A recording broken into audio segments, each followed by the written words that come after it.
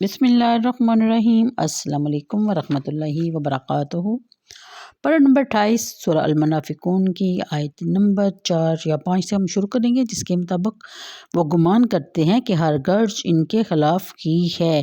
یعنی اس آیت میں ان کی بزدلی کا بیان ہو رہا ہے کہ مدینہ کی کسی سمت میں کوئی آواز کسی وجہ سے بلند ہو اور ان کے دل دھڑکنے لگتے ہیں۔ وہ یہی سمجھتے ہیں کہ ان کی اسلام دشمنی کسی وجہ سے بے نقاب ہو گئی ہے اور حضور صلی اللہ علیہ وسلم نے ان کو تحقیق کرنے کا حکم صادر فرما دیا ہے۔ پھر بیان فرماتا ہے، یہ حقیقی دشمن ہیں، پس آپ ان سے ہوشیار رہیے۔ ہلاک کرے اللہ انہیں کیسے سرگرداں پھرتے ہیں جب انہیں کہا جاتا ہے کہ آؤ تاکہ اللہ کا رسول تمہارے لیے مغفرت طلب کرے تو انکار سے اپنے سروں کو گھماتے ہیں، اور تو انہیں دیکھے گا کہ وہ حاضری سے رک رہے ہیں تو قبر میں یعنی تکبر کرتے ہوئے۔ اللہ تعالیٰ نے اپنے نبی کریم صلی اللہ علیہ وسلم کو اس آیت میں مطلع فرمایا کہ یہ منافق اسلام کے اور آپ کے حقیقی دشمن ہیں، ان سے محتاط رہیے۔ گویا دشمن سے محتاط اور ہوشیار رہنا قرآن کریم کی تعلیم ہے۔ ایسی سادگی اور بولے پن کی اسلام اجازت نہیں دیتا کہ اپنے آپ کو مسلمان کہلانے والا دشمن کے دامن فریب میں پھنستا رہے۔ یہ بددوائیہ فکریں ہیں جس میں ان کی مذمت بھی ہے اور رجز و تبیح بھی کی گئی ہے، یعنی حق سے روگردانی کرنے اور راہ ہدایت سے منہ موڑنے کو افق کہتے ہیں۔ انا بمعنی کیف اظہار تعجب کے لیے ہے کہ اتنی روشن دلیلوں کے باوجود حق سے روگردانی کرتے ہیں۔ آفتاب ہدایت کے طلوع ہونے کے بعد بھی وہ اندھیروں میں بھٹک رہے ہیں۔ اگلی آیت کے مطابق بیان فرمایا جاتا ہے کہ منافقوں کی ایک اور علامت بھی بتائی جا رہی ہے۔ حالات نے ان کے نفاق کا پردہ چاک کر دیا اور لوگوں کو ان کی خبث باطن پر آگاہی ہو گئی تو ان کے دوستوں نے انہیں کہا کہ تم ساری عمر کفر کرتے رہے، نفاق کا نقاب اوڑھ کر مسلمانوں کی صفوں میں انتشار پھیلاتے رہے، اسلام کو نقصان پہنچانے میں تم نے کوئی کسر نہیں چھوڑی، اب تو تمہارا نفاق ظاہر ہو گیا ہے، چلو بارگاہ رسالت میں نبی کریم صلی اللہ علیہ وسلم کے پاس جا کر معافی طلب کرو۔ حضور صلی اللہ علیہ وآلہ وسلم اللہ تعالیٰ کی جناب میں دعا کریں گے، اللہ تعالیٰ تمہارے گناہ بخش دے گا اور تمہاری عاقبت سنور جائے گی۔ قسمت اچھی ہوتی، بدبخت بیدار ہوتا تو رحمت اللہ عالمین کی خدمت میں حاضر ہو جاتے۔ نبی رؤوف صلی اللہ علیہ وآلہ وسلم ان کے لیے مغفرت کے لیے دعا مانگتے تو اللہ تعالیٰ ضرور کرم فرما دیتا اور ان کی گنہوں ماضی پر کلمہ عفو پھیر دیتا۔ لیکن ان کی ازلی بدبختیوں نے جب اپنے دوستوں کا یہ مشورہ سنا تو بڑے غرور اور گھمنڈ سے سروں کو گھمانا شروع کر دیا کہ یہ نہیں ہو سکتا، ہم اپنے گناہوں کی آمرزش کے لیے ان کے پاس تو کسی قیمت پر نہیں جائیں گے۔ اس آیت کے متعلق علامہ قرطبی نے ایک بڑی بصیرت افروز بات لکھی ہے کہ عبداللہ بن ابی کو جب اس کے قبیلہ والوں نے سمجھایا کہ اب بھی حاضر خدمت ہو کر معافی مانگ لو، حضور تیری بخشش کے لیے دعا فرمائیں گے تو تیری شکاوت سعادت سے بدل جائے گی، تو اس نے ازارۂ تکبر نفی میں سر ہلایا اور کہنے لگا، یعنی تم نے مجھے ایمان لانے کا حکم دیا تو میں ایمان لے آیا، تم نے مجھے اپنے مال کی زکوٰۃ دینے کا حکم دیا تو میں نے وہ بھی دی، اب ایک ہی بات باقی ہے کہ میں محمد صلی اللہ علیہ وآلہ وسلم کو سجدہ کروں، تو یہ میں نہیں کروں گا۔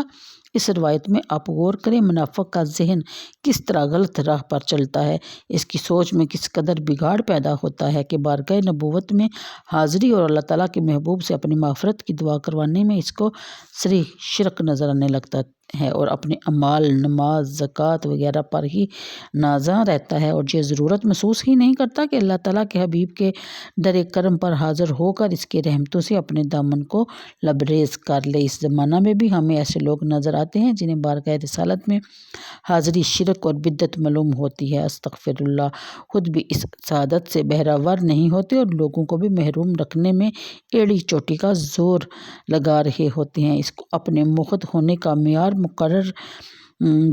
اقرار دیتے ہیں۔ ذرا اس آیت میں اور اس روایت میں تو غور کریں، کہیں ان کا یہ رویہ منافقین کے رویہ سے مشابہت تو نہیں رکھتا۔ اللہ تعالیٰ ہمیں ایسے حجابوں سے بچائے، اپنے محبوب کریم صلی اللہ علیہ وآلہ وسلم کی بارگاہ اقدس میں حاضری کی سعادت نصیب فرمائے، آمین ثم آمین۔ حضور کی دعا کی برکت سے ہمارے گناہوں کو بخشے اور ہمیں دنیا جہان کی سعادتوں سے بہرہ فرمائے۔ وہی رب ہے جس نے تجھ کو سراپا کرم بنایا، ہمیں بھیک مانگنے کا تیرا آستانہ بتایا۔ سبحان اللہ۔ اگلی آیت کے مطابق یہ منافق جن کی زبان پر تو اسلام کا دعویٰ ہے لیکن ان کے دلوں میں ایمان کی شمع روشن نہیں، جو قدم قدم پر اپنے خبث باطن کا اظہار کرتے رہتے ہیں اور آپ کے دین کو ناکام کرنے کے لیے سازشوں کی جال بنتے رہتے ہیں اور آپ کی خدمت اقدس میں حاضر ہونے سے روکتے ہیں، وہ پرلے درجے کے فاسق ہیں۔ اور ایسے فساق کے لیے آپ بھی اگر مغفرت کی دعا مانگیں گے تو ہم انہیں نہیں بخشیں گے۔ جو تیرے دربار میں حاضر ہونے سے انکار کرے وہ بخشا جائے، یہ میرے قانون کے خلاف ہے۔ میں حد سے تجاوز کرنے والوں کی ہدایت کی نعمت نہیں بخشا کرتا۔ استغفر اللہ۔ نبی کریم صلی اللہ علیہ وسلم کی رحمت اور رافت کا تقاضا یہی تھا کہ کوئی بھی گمراہ نہ رہے، کوئی بھی اللہ تعالیٰ کی رحمت سے محروم نہ رہے۔